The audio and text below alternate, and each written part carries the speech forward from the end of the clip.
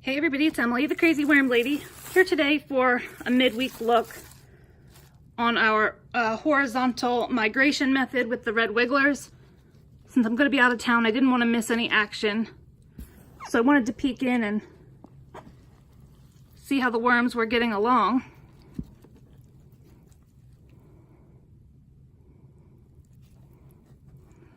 I don't even know if I can pick this up, but they're all over the place. It has actually only been 4 days, I think, since I filmed the first episode of this. And the worms have definitely moved in. The egg crate, all of this material.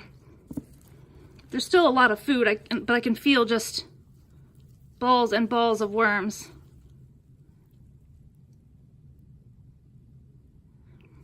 So they're obviously quite happy with what we have in here for them. Here's some more of that egg carton, if I can pull it up here.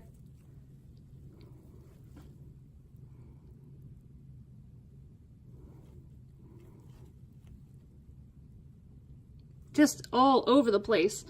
I'm surprised it's not more moist, but the moisture feels pretty good actually.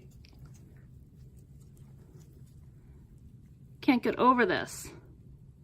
4 days they've been able to work into this the way that they are right now.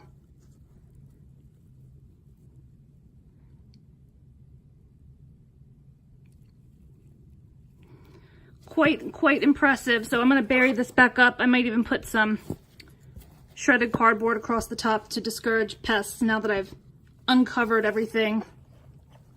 Want to make sure we don't encourage other guys to move in here, but I did want to just peek since I'll be away. I didn't want to miss any of this action, which obviously they are providing us with.